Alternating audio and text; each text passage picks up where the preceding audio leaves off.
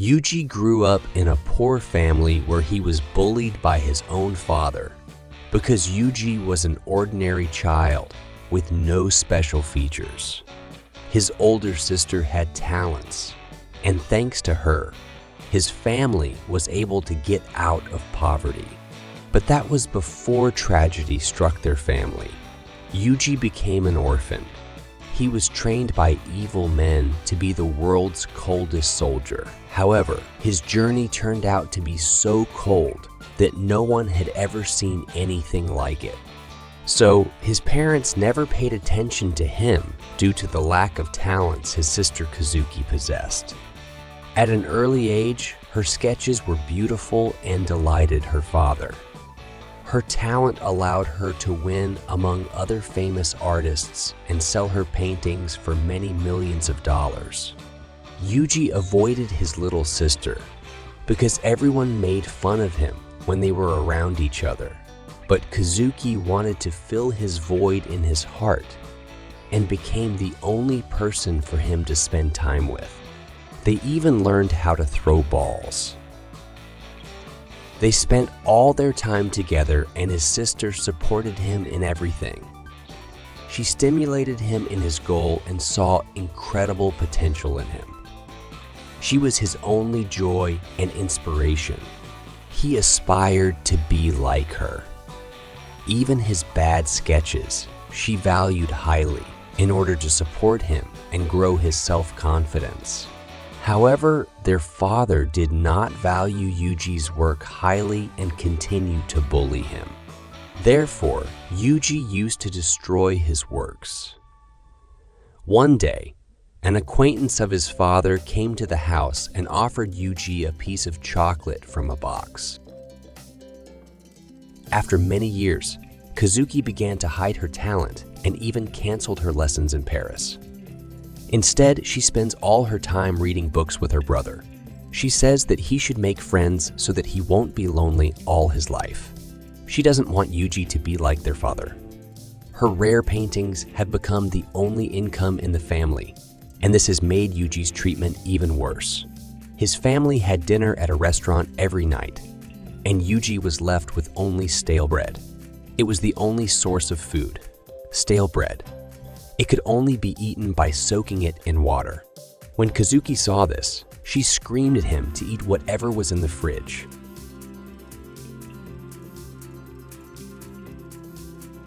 But Yuji knows his parents will come to a rage over this. Kazuki's pain and sadness grows. She didn't know his parents were treating him like this. She yells at them for it. But even after this incident, nothing changes. His father begins to openly abuse him, and his mother, avoiding his father's wrath, began to openly neglect her son. One day, Yuji comes home later than usual and tells Kazuki that he was playing with a friend. Kazuki wonders, who is this friend? Is it a girl or a boy? Yuji is afraid to tell her because he thinks he will be bullied again. Kazuki wants to see if his new friend is right for him and gets angry at him because he is friends with girls.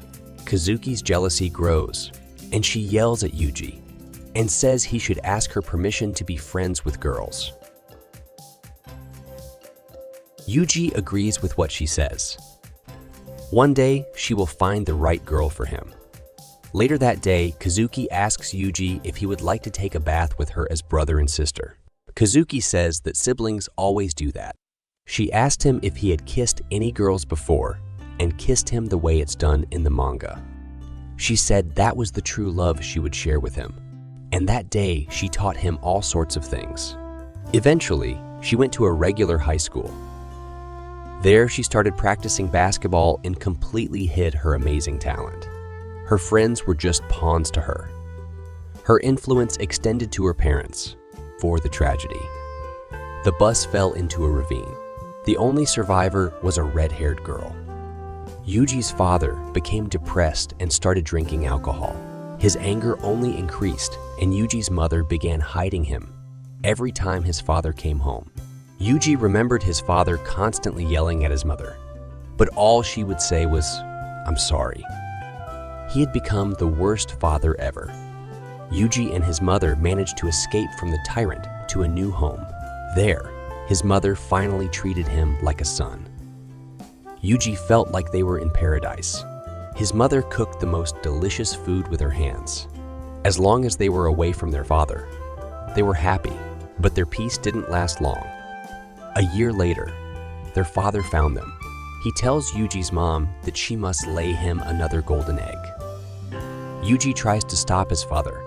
It hurts him to see his mom like this, but he only gets hit with his fist, so he flies off into the refrigerator.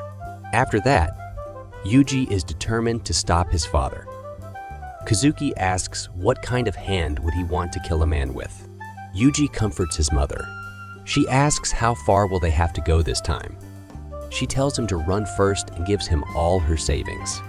She promises to join later. His mother tells him to run to the railroad station and wishes him luck. Without thinking, Yuji obeys his mother and runs to the train station. A few hours later, he hears the siren of an ambulance. When he returns home, he finds that his father has been injured. He realizes that after that day, he will never be able to speak to his mother again.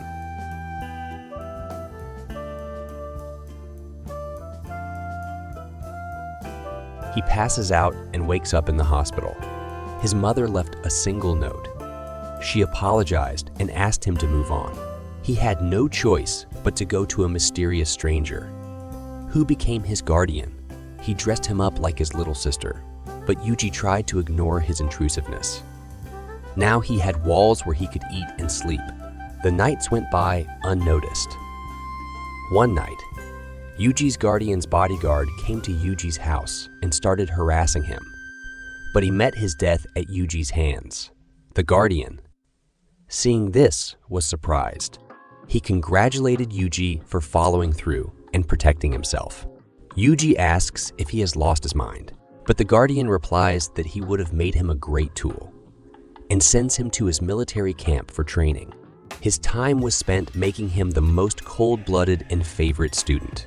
This caused the other children to bully him, and only one person was kind to him, the girl Marlene.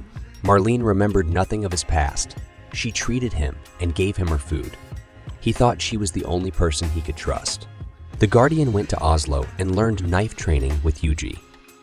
He taught Yuji how to rely on knives and taught him how to kill without being killed. Eventually, everyone became wet for him and even his own family. Oslo brainwashed him and instilled in him that he was the only ally. On the day of the exam, Yuji was tasked with killing the person in front of him. It turned out to be Marlene. He prepared himself and ran, striking with his fists and knocking her down. He was more agile than her and was able to knock her down. When she tried to get to her feet, he delivered a kick with his foot that knocked her to the ground. At that moment, a memory of his father hurting his mother would pop into his mind. He vividly saw these images and his mind began to collapse. Marlene took advantage of this and knocked him down. She ended up on top of him, smiling. She started hitting him with her fists. Yuji realized that this was his way of paying for his sin, the way he had done away with his father. He knew it. He lost to Marlene and became a big disappointment. He ended up in a jail cell, and Marlene came to heal his wounds. She cried and apologized for hurting him. She tried to feed him and was the only person who talked to him. It was like that until the day of her graduation. She said goodbye to him and told him they would meet again, but that was the last day they would meet again. This news was brought to him by a nurse after Marlene's first job. Yuji wondered if he would have been able to keep her out of it if he had beaten her on the exam instead of being kind. After graduation, Yuji was given his first assassination mission. He disguised himself as a maid and broke into a rich man's room. When the man was distracted, Yuji was able to complete his first mission. His assassination missions continued to be successful, but that was until the day they broke into the Guardian's house. The law enforcement officers killed all the people who stood in their way. The Guardian was almost cornered after they killed all of his bodyguards. But along the way, they discovered an underground passage and a steel door guarding it. They had to blow the door open. But all they found behind the door was a child in a wig of gray hair. The gray hair fell off, and the law enforcement girl realizes that she found an interesting boy.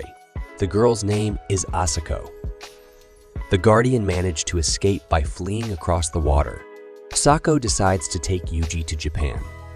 Jabe also decides to follow to Japan to keep an eye on them. Once at the hospital, Asako orders Yuji out of bed in 40 seconds. She punches him in the head, threatens him, and screams. Jabe tells her to be gentle with the child. Yuji, who has never seen kindness, doesn't know how to react to this, so Asako continues to treat him like he's trash. She grabs his face and tells him that she is the only one who is his god now. Taking him back to her house, she orders him to change his dirty clothes. They are shocked to see him. His body is covered in scars and gunshot wounds. He hasn't eaten anything in weeks. Asako orders Jabe to bring food and drinks. But at the dining table, Yuji doesn't eat anything. He crushes a fly that flies by with the palm of his hand. He stares at the fly. His mind freezes. He screams and vomits. Asako comes to comfort him and asks him not to vomit anymore. As he sleeps through the night, Asako realizes that Yuji's sanity is even more shattered than she thought. When she washed him, she saw 2 gunshot wounds, countless stab wounds, and fractures. Asako thinks it would be possible for him to escape, but she swears she will protect him as her god from now on. The next morning, Asako, trying to feed Yuji, gets on top of him. But Yuji begs Jabe to save him. Asako tells Yuji to stop satisfying that stupid, lonely blonde. JB convinces Yuji to be tougher, but she has no idea what Asako has in store for him. In the kitchen, one look is enough for Jabe to realize she's holding what the deer are eating. She runs to the kitchen faster than fast and spends all day cooking for Yuji. Asako thinks Yuji won't eat her food anyway, but when Jabe gives him his rice, Yuji decides to eat it completely. Asako makes a gift for Yuji, a puppy. He will now be his partner. Asako asks to take good care of the puppy. Yuji decides to name him John Doe. It's a code word in the army for a corpse. They watch him play with his puppy. GB sees Yuji acting like a real child for the first time. After a few months, Asako decides to quit the intelligence agency. Jabe warns her that she could be imprisoned or even killed. You can't just quit like that. She wondered if Yuji was responsible for her changes. Asako said that after she started taking care of the boy, she became afraid of death. But she can no longer be a good sniper because her eyesight has deteriorated. At night, she goes outside and sees Yuji crying, looking up at the stars. Yuji is growing up. When he goes for a run, he remembers Asako's words about running faster to be attractive to girls in elementary school. As he grows older, Asako tells him that running alone is not enough in middle school. Bad boys can fight. They are the most popular with girls. She teaches him how to fight, builds his character, and teaches him to be a strong man who fights for justice instead of hurting others with his strength. She teaches him to use any means to win. This is why he orders his dog to bite her. Finally, she teaches him that in middle school, fighters are popular, and in high school, smart people are liked by everyone. Asako makes him read a lot of books. He reads both mangas and fiction. She will buy him anything he wants. After reading, Yuji finds Asako cleaning his gun while smoking. She wonders if he has ever fired such a weapon. The next day, she takes him out into the wilderness. There, he takes his shot from 300 meters and misses. But Yuji is determined to hit the target, and Asako promises to give him a gift if he does. He takes another aim and now hits the target. Asako keeps her promise and gives him her agent case with the number 9029. This sniper rifle now belongs to Yuji. Asako says he needs to keep going and never give up. Yuji asks Asako if he can call her his teacher because she was not a sister or mother to him. She wasn't like her father. She became a real teacher to him. In the winter, Asako and Yuji prepare ammunition and go hunting. Yuji aims at a deer, but Asako tells him not to waste bullets without a target. They cost money. Yuji takes aim but can't pull the trigger. Asako realizes his weakness and can't blame him for it. He has been through far more than any other child. One day, Yuji wakes up to the loud barking of his dog and discovers that a bear has broken into the house. Yuji doesn't hesitate to run to his bedroom to get his gun. When he returns, he sees his dog in the bear's mouth. He takes aim, but his mind prevents him from saving his dog. He can't fire a shot. When the bear leaves, Yuji finally decides to take his dog from him. His life has always been full of fears, but now nothing will stop him from saving someone he cares about. But just when he was ready to shoot, he slips and falls. His gun gets clogged with mud. The bear sees this and is ready to eat him alive. But Yuji doesn't give up so easily either. He pulls out his knife. The bear knocks Yuji down with one blow. At this time, his mind is racing with thoughts of how to kill the bear. He uses a stick to deprive the bear of his sight and pulls out his gun to finally finish off the bear. He points his gun directly at the head. Nearby, he hears a rustling noise. It's two bear cubs walking towards their food. Yuji's dog. He wonders why. Why does his family, his dog, become their food? Why isn't it someone else's family? Why isn't it someone else's life that has nothing to do with Yuji? He screams in pain and shoots. Afterward, Yuji returns with only his dog's collar. Asako asks what happened. He still couldn't kill the bear and tells her that all his efforts were in vain. She cuddles him to her and tells him everything will be okay. At sunset, they bury the collar in the ground. Yuji dreams of being as strong as Asako, but Asako tells him that his life is not just some stretch of time until he dies. She knows that he can only kill on direct orders. Also, she reminds him that the house and the food in the house is thanks to the taxpayers, and he has a duty to protect them. Asako used to say he can't die until he kills 10 people. Now she says he has to save 10 people. It doesn't matter if he's weak to pull the trigger. He should never hesitate to pull the trigger to save someone's life. A few years later, Asako tells JB that Yuji has finished the story. JB doesn't understand what story she's talking about. Asako replies that she was the author of the story. In it, Yuji was able to experience the rising action while he took off her armor and completed on her face. This was before his story experienced the falling action. Jeeb yells at her in rage. Asako should never have done that to Yuji, but Asako says that's why her plot didn't get any traction. They have been living under the same roof for 2 years, and they are a man and a woman. Yuji remembers how they were in the shower when Asako asked about the day he was born. This particular day was his birthday, and Asako asked what he would like as a present. Yuji says he needs a better guardian. Asako bites him, and he blushes. She says in that case, she'll give him the best gift ever, and that's herself. That was their first time. Jeeb asks if it was the only time. Asako says it's been every day since then. At that moment, Yuji returns with ramen. Juji returns with ramen. Jabe, afraid that Yuji heard them, quickly changes the subject. Asako tells GB that this is why she has never experienced real pleasure. Jabe would like to try it, because it's already well practiced. Asako tells Jabe to drink some, while she calls Yuji and gives him a special assignment. We need to get GB into the bedroom and have a good time with her. He drags Jab while she resists and won't let her go. Instead of dinner, Jabe gets him. Several more years go by like this. Asako's health begins to deteriorate. Yuji notices the trembling in her hands whenever she picks up the bottle. Yuji begs her to stop. She's the only thing he has left in this world. He asks her many times if she's sick, but she says no. But there was clearly something wrong with her body. She became withdrawn. She missed work because of her condition. She was so sick she couldn't answer the phone. Yuji picked up the phone himself and heard the agent's voice on the other end. She was ordering Asako to finish the mission. Otherwise, she would end up in jail by law. Yuji had to take over the job. Later, Asako confesses to Jabe that she wasn't the one doing the job. Jabe yells at her for making Yuji take the job. In the same way, she made him do this. But Yuji assures her that it was entirely his decision.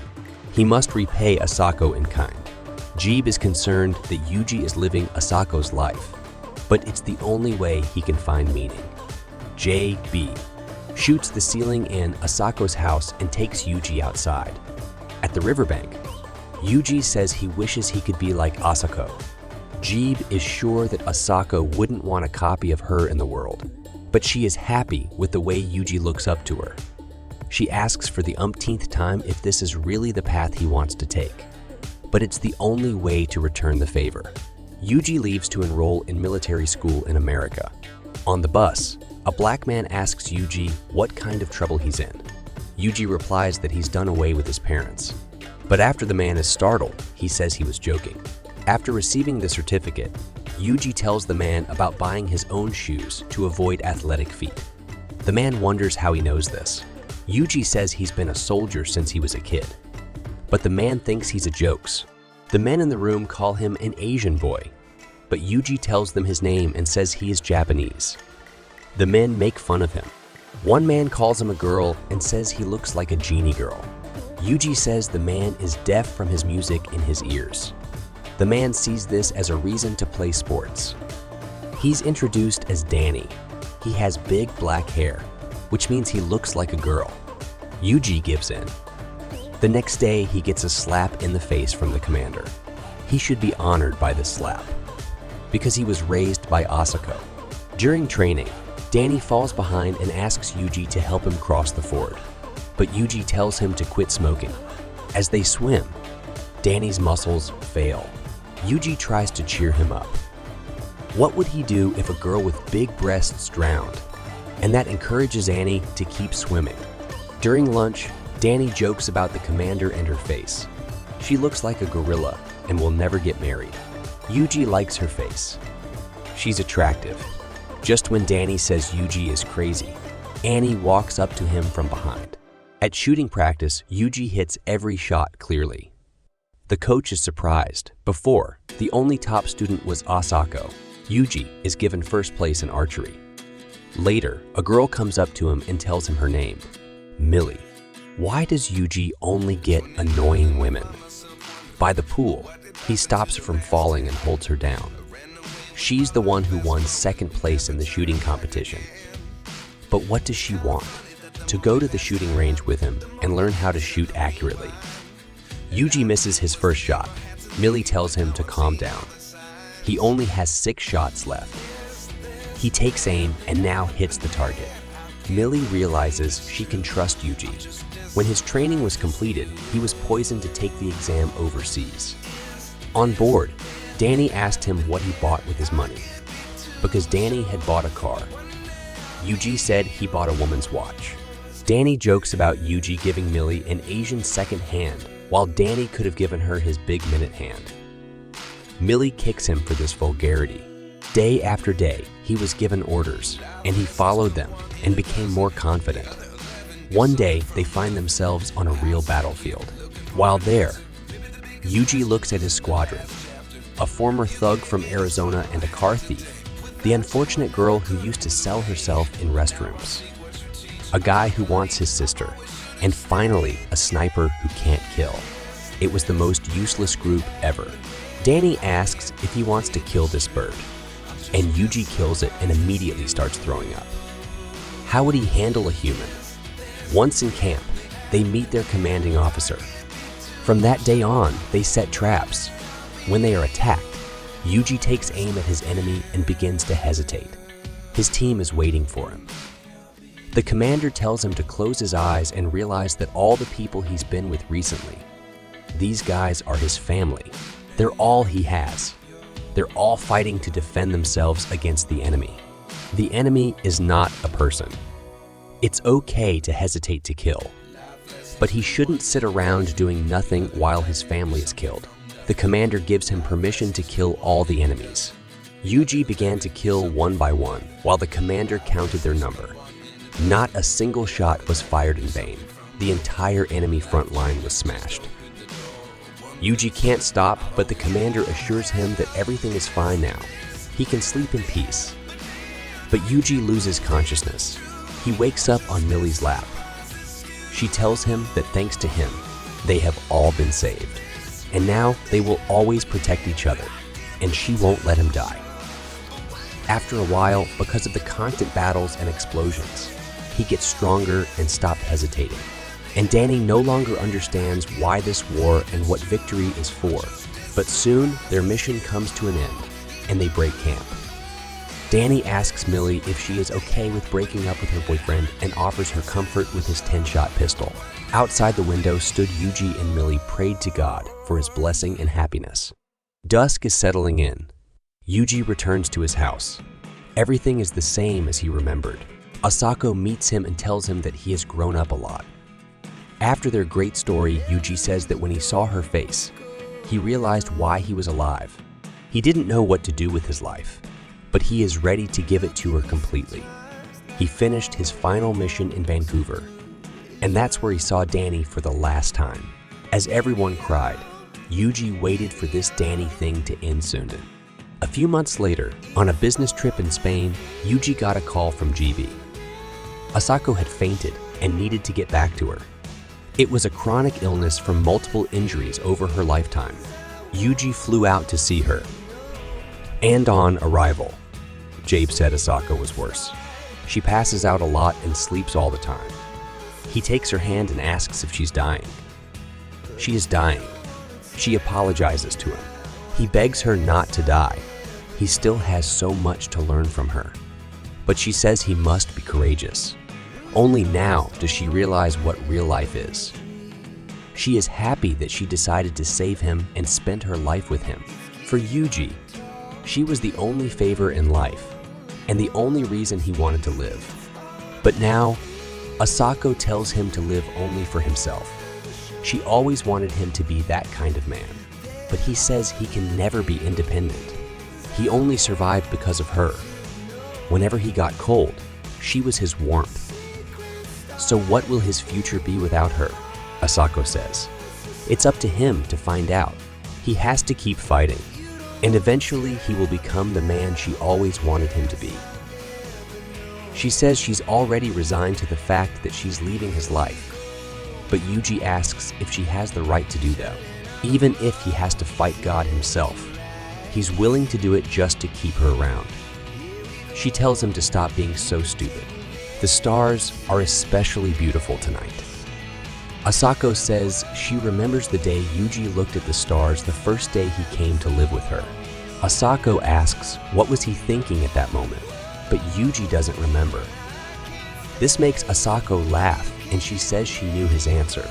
But now Asako is tired and needs to sleep. Yuji lets her go to sleep. After that, Asako never wakes up. She is taken away and cremated by Jiba's men. Meanwhile, Yuji tries to come to his senses. Jabe informs him that they found a bullet among the ashes. Yeah, that's typical Asako. As the weeks go by, Yuji wonders if he will end up where Asako is now, after her death. But now is not the time.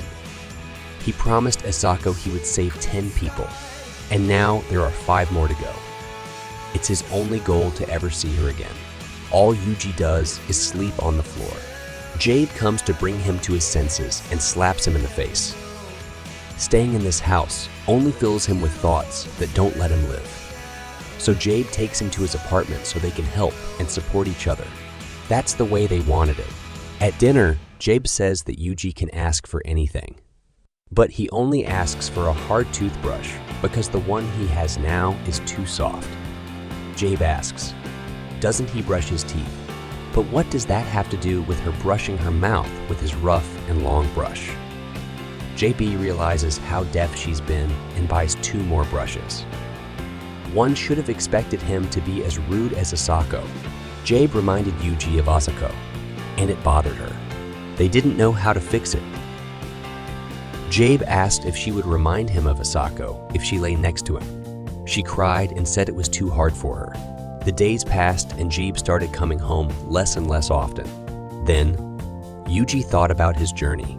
Yuji remembered Asako's words that if there was some unknown path in front of him, he should stop and find his way on that path. Even if it was the wrong choice, he should think bigger. Then he can realize what lies ahead. Once Asako promised Yuji a trip on a motorcycle, but she didn't fulfill her promise. Yuji gathers his strength and tells JB that he's going on a journey with the wind. He promises to come back. Jabe lets him go easily, but he signs that she will be lonely at night. He takes Asako's motorcycle so he can ride it. During his journey, Yuji meets many people from different walks of life at the campgrounds. He continues traveling even in the rain, and sometimes he writes a message to Job that he loves her. One day his motorcycle breaks down in the middle of the highway. He has to tow it. A man asks where Yuji is going and if he needs a ride, but Yuji says he's a complete idiot wandering around with no purpose. The man laughs because it's great to be young. At night, Yuji wonders if he's missing out on his youth. He decides to text Jabe that he's coming back. At Asako's grave, he pours a bottle of drink and says he came back without realizing anything. He breaks her bike, but knows she would only ask how much fun he had. He answers her that he enjoyed the trip, but he doesn't know what to do now. Maybe this trip has given him exactly what he's been missing. He just has to take a look at his life and his youth just once. He has to go to school. That's the end of Yuji's story in front of GB. And now he gets an assignment from the agent. She reminds him that according to Article 9, failure is not an option, and abandoning the mission will amount to treason. Yuji lies down on the floor and takes aim. He hears the sounds of the same music box that used to play in Oslo, and the same words that made him the man he is now. Yuji's target is in his crosshairs, and he begins to realize that this is the worst possible scenario.